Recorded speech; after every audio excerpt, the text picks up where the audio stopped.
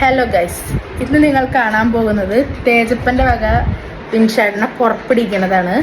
ഏകദേശം കഴിയാറായിട്ടുണ്ടായിരുന്നു കേട്ടോ. ഞാനിപ്പോഴാണ് വീഡിയോ എടുത്തത്.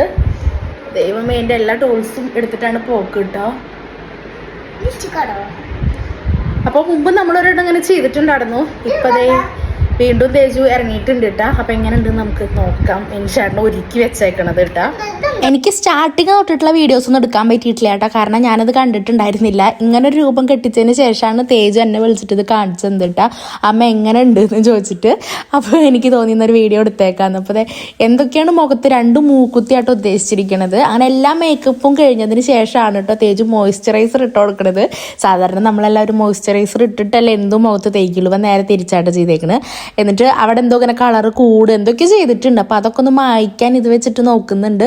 പിന്നെ മൂക്കിന്റെ തുമ്മത്ത് ബ്ലഷ് ഇട്ട് കൊടുക്കണ പോലെ കേട്ടോ മോയ്സ്ചറൈസർ തേച്ച് കൊടുക്കണത്.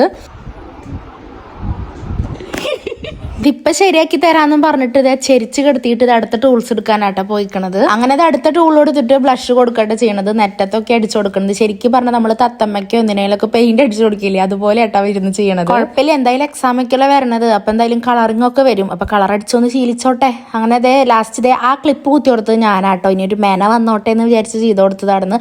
അതിന്റെ മോൾ കൂടെ പൊട്ടൊക്കെ കുത്തി കൊടുത്തിട്ടുണ്ട് കേട്ടാ. അമ്മമ്മ എന്ന് പറയുന്നത് ചുണ്ട് അമ്മമ്മ ഇങ്ങനെ ഇങ്ങനെയൊക്കെ തടിമേടാ. എങ്ങനെയുണ്ട്?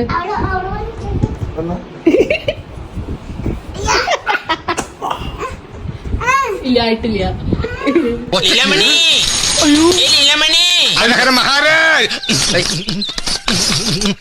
എന്റെ കാശൊന്നുമില്ല. കാശില്ലേ?